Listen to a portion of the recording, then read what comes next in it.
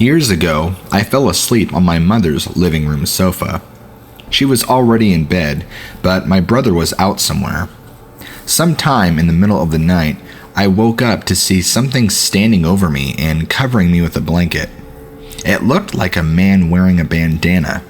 I assumed it was my brother, but thought it was strange for him to be wearing that. The next morning, I asked him about it, and he said he didn't even come into the living room when he came home, and it wasn't him who covered me up. My mother also denied doing it, and no one else was in the house that night. I didn't really find that creepy until a while later when one of my aunts stayed at my mom's house and reported the exact same thing happened to her. Apparently, there was a ghost in that house that wanted to make sure people were tucked in when they fell asleep on the sofa. Could be worse, I guess.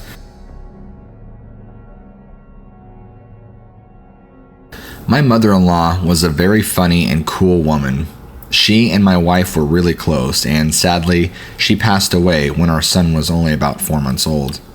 Flash forward a few years, we live in an old 1930s era craftsman house in Pasadena, California. Our son is about 3. I was giving him a bath one night, and he starts looking over my shoulder. Not at random stuff, but at something, and it's very intently. A moment passes, and he asks me why Grandma calls Mommy a funny name. Long pause. I asked him what he meant, thinking he was talking about my mom. He then says, "Why does Grandma call me mother-in-law's nickname for my wife?" And I was really set back by this. My wife and I have never used the nickname. It was just what her mom called her since she was a baby. I asked him where he heard that, and his reply was, "The farmer told me."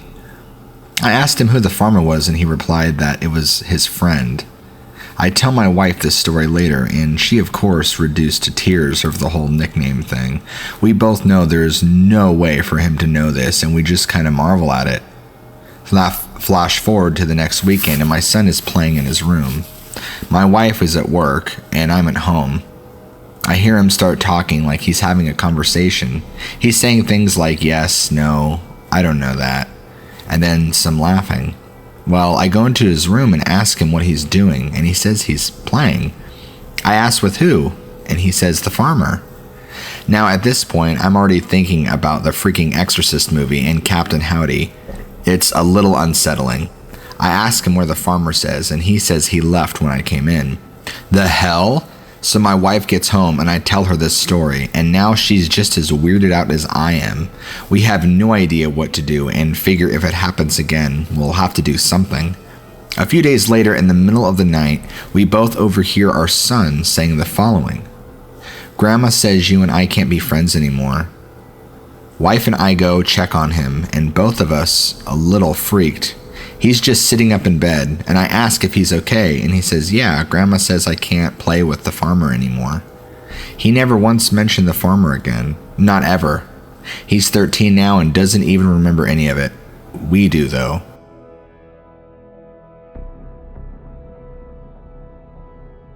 I was at a friend's house when I passed out on the couch. I woke up a little bit later and realized it was time for me to go. I got up and noticed my buddy's light on in his room, but the door was actually shut. Walked by the door, and I told him I was leaving because I had to work in the AM, and he said, "Yep, see ya." Went to the fridge to grab my drink, and I walked back by his room and said, "Later," and he just said, "Yep." Something didn't seem legit. It didn't quite sound like him, so I opened the door, and no one was there. I mean, no one in the whole house. I went outside, and his truck was gone. At this point, I freaked the hell out. I called his cell phone, and he had left to go to McDonald's about 15 minutes ago. I bolted outside and waited for him to get home. He told me the kid that used to live there years ago hung himself in the attic, and ever since he lived there, he would notice strange things and voices. This was confirmed by the neighbor, the kid's older brother. After that, just about anyone who goes over there has a weird experience, and my buddy has dealt with it for years. When it gets weird, he yells out, "Leave me alone!" And he says the weird vibes stop for a bit, but they always come back eventually. When my son was about 6 months old, I had a dream that I was at my grandparents' house with him. My grandfather was holding my son and crying while I talked to my grandmother. I told her that I wished her and my grandfather were still alive to see my son, and she said, "Don't worry, we see him." I didn't think about anything else of it until about 5 years later. I was talking to my sister, and I mentioned that I'd had a dream about our grandparents. And she said, "Was Papa Joe holding your son while he rocked in his chair, and did Grandma tell you they were watching you?" I said yes and asked how she knew, and she said that she had the same dream when her son was 6 months old. And more recently, my son, he was 20 at the time, was driving home from work late one night. As he drove, he said he very clearly heard my mother, who had been dead for 2 years at this point, say, "Jonathan, stop the car." Out of reflex, he did, and as soon as he stopped, 3 deer ran out in front of him. Had he not stopped the car, he'd have hit them point blank.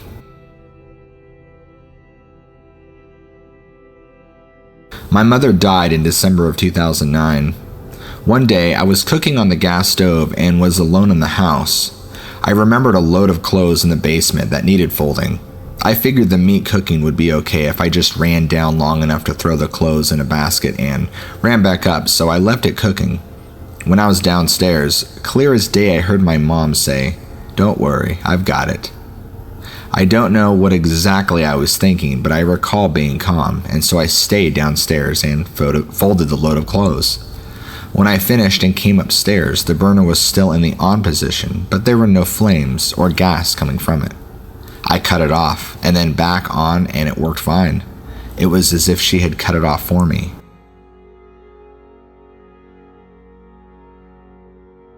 When I was in high school, a group of friends and I did an archaeological dig of a Roman fort in South Shields, UK. I had never been out of the US, so we took the train up to Edinburgh for some sightseeing. We really enjoyed ourselves, and until the evening when we went out for drinks. As we were walking back to our hotel, a group of 2 women and 1 man approached our group. For whatever reason, I was overcome with anxiety, and as they got closer, I saw that they were 3 of the most beautiful and arrogant-looking people I'd ever seen. Bright blue eyes, perfect hair, perfectly fitted, all black clothing. Everyone as my group noticed. They seemed powerful. What happened next blew my mind. They came up to us and inquired as to what we were doing. We sort of half lied and stood there awkwardly. Someone mentioned that they were heading to London the following day. One of the women looked at us and said that we must avoid the tube and buses, that it would be best to get out of the country ASAP. By that point, we were all extremely creeped out, but made it to our hotel, and the following morning, we took an early flight back to London and took a cab to our hotel. That was the day of the London tube bombings. 6 years later, I'm visiting my girlfriend who is getting her MS at the university in Edinburgh. We're at some pub, and I see the woman and man who talked to me a half a decade ago. She approached me and said that I was right to have taken her advice. I look completely different now. It was the single most spine-chilling event of my life, and I don't think I'll ever forget it.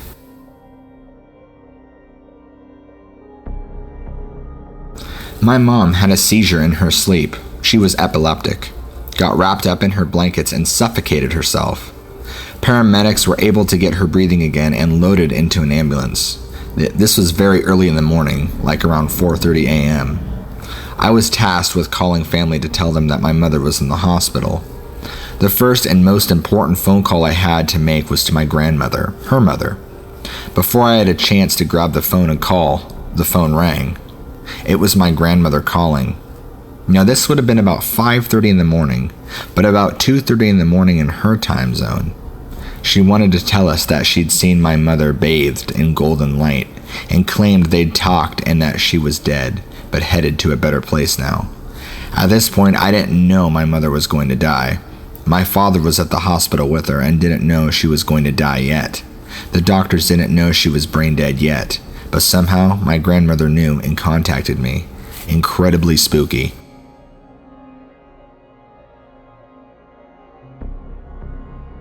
I've been through a lot of different experiences with the paranormal my whole life, as well as having a shady childhood. My family has always been more religious, mostly Pentecostal. I guess I could say my experiences started when I was about 10 or 11. It started off small, things moving randomly. I think a Bible was thrown in the trash at one point, and it was perfectly placed on my dresser. What was weird is that it landed completely face up in the trash, almost like something wanted me to see it. And as time went on, experiences intensified, as did my mom's abusive relationship. The experiences didn't start to really scare me until I would wake up randomly in the middle of the night to my bed shaking. It all changed one night. I used to sleep with a nightlight. I was 11, but I also had a TV parallel to my bed. It was a very late night when I saw what would ultimately leave its place in my mind. Through the reflection of the TV, two apparitions standing at the foot of my bed, holding hands, a man and a woman. I was stunned. I stared at them through the reflection of my TV for a good 30 seconds, cowering under my blanket. I unfortunately remember every glaring detail of their figure, but mostly those eyes, black, lifeless, deep darkness, true evil. As far as the clothing, the man was in a full tuxedo and the lady seemed to be in some sort of nightgown with white lace trim at the bottom. I never told anybody about this until later. Shortly afterwards, my mom's relationship split up due to violence. After that, the man she was with started mailing us scriptures about horrors and what happens to sinners. Weird. As time went on, my experiences with the paranormal got worse until eventually ceasing completely. The reason I'm writing this is because last night I saw a similar figure in my dream. It was a female, black eyes, no soul, pale skin. She saw me and started crying hysterically, saying things like, "I found you," and "I miss you," and "follow me." She was trying to coerce me into killing myself in my dream. She proceeded to jump off a cliff and then immediately showed up behind me, hugging me, saying, "I can't die. We can finally be together." What was so strange in this dream is that I felt like I knew her. I was crying with her, and now I'll say this: I am currently engaged and happy and have 2 dogs. I spoke to her and said, "I have a family now. I can't." Like I had some memory of her. Finally, I proceeded to lay my hands upon her pale face, and I stated, "In the name of Jesus, I rebuke you." And her face just started melting black sludge, and then I awoke. This is only the second occurrence I've seen of these things. I posted this to see if anyone else has any insight or has any similar experiences.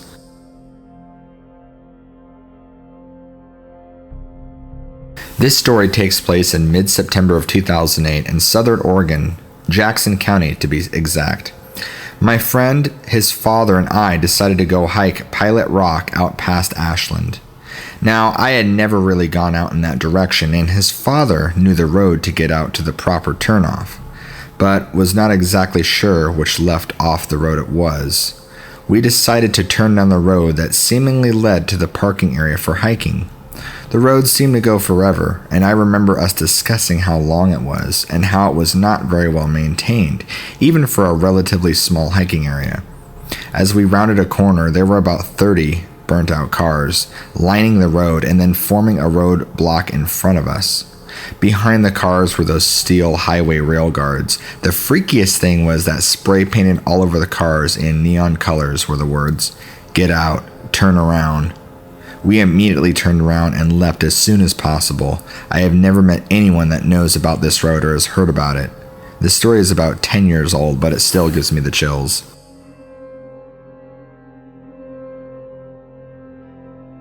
When I was around 7, my mom went to the local Big Lots store and dragged me along with her.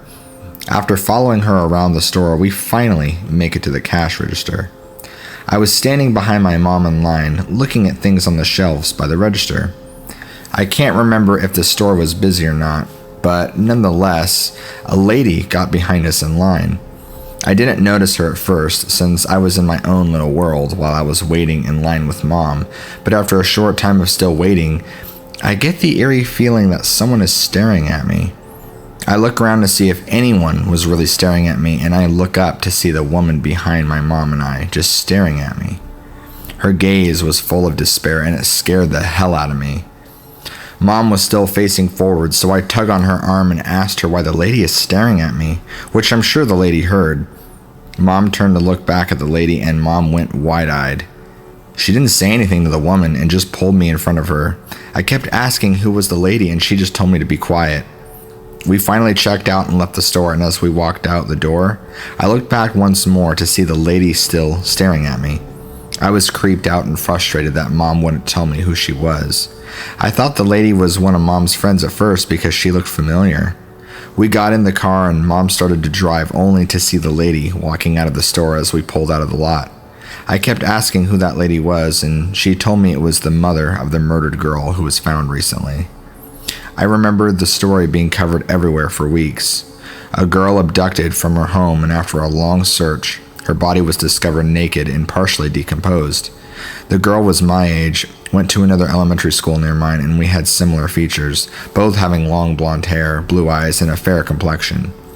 Now at 23, the memory is still haunting, but I mean it's understandable why she acted like that. Her kid's body being recently discovered, having been murdered and standing behind a mother with a daughter nearly the same age as her now dead daughter. Around her height, long blonde hair like her daughter's, and me turning around to look at her with blue eyes and fair skin. It would probably be tough for anyone to go through it.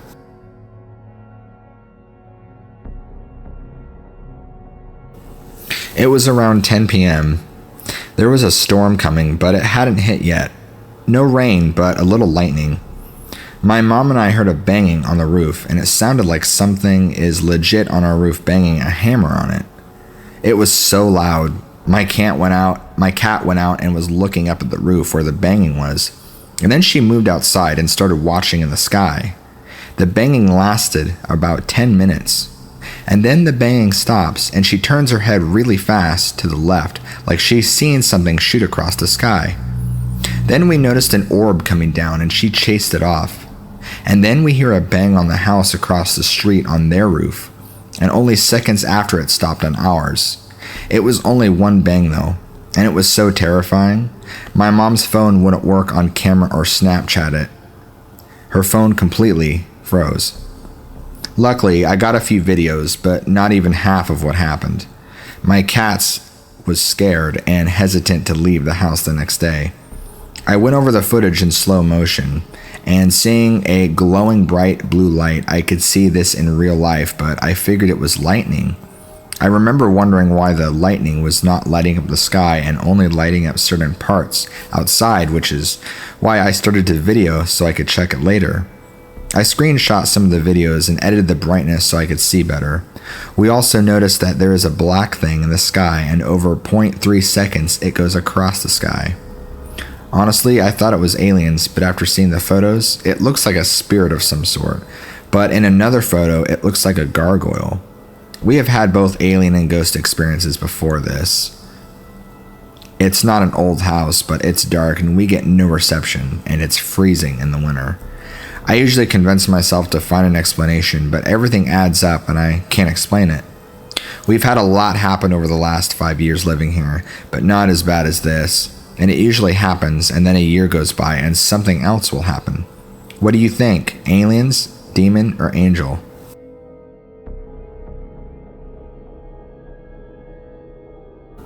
Nothing weird has happened out here in a long time. Nothing on night vision or thermal, now that I have those capabilities. Looking back to 2010, there were a couple other instances, but having just arrived on the property, I thought it must have just been normal. In broad daylight, while walking that part of the property for the first time, in a dry creek bed I found a skin belonging to a dead hog. What I did not yet realize was odd was the skin was perfectly tanned and all the way up to the distinctive hog nose. I figured the hogs must have done it, as they can eat their own, and I'd found a severed leg with the skin and hair still on it and elsewhere on the property. No big deal, except I never saw anything like that again.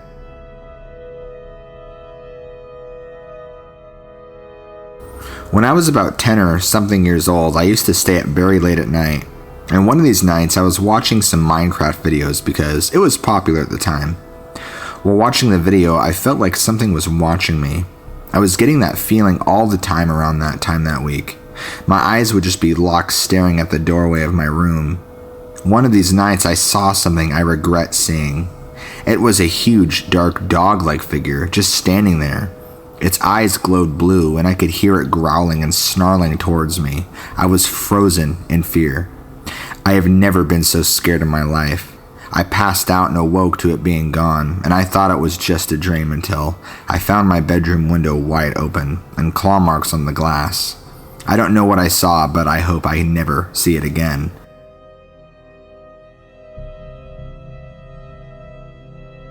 So, I'm currently down due to a bad work accident that left 2 screws and me out of work for about 6 months to a year.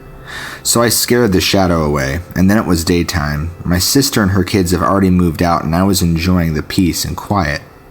I was icing my knee and propping it up reading a book. I look down the hallway and tell myself that the kids were outside. So I go back to reading, thinking that my eyes are just playing tricks on me. I snicker to myself and roll my eyes and sigh. I turn the page and continue to read my book. I keep seeing out of the corner of my eye a shadow. What in the hell was that?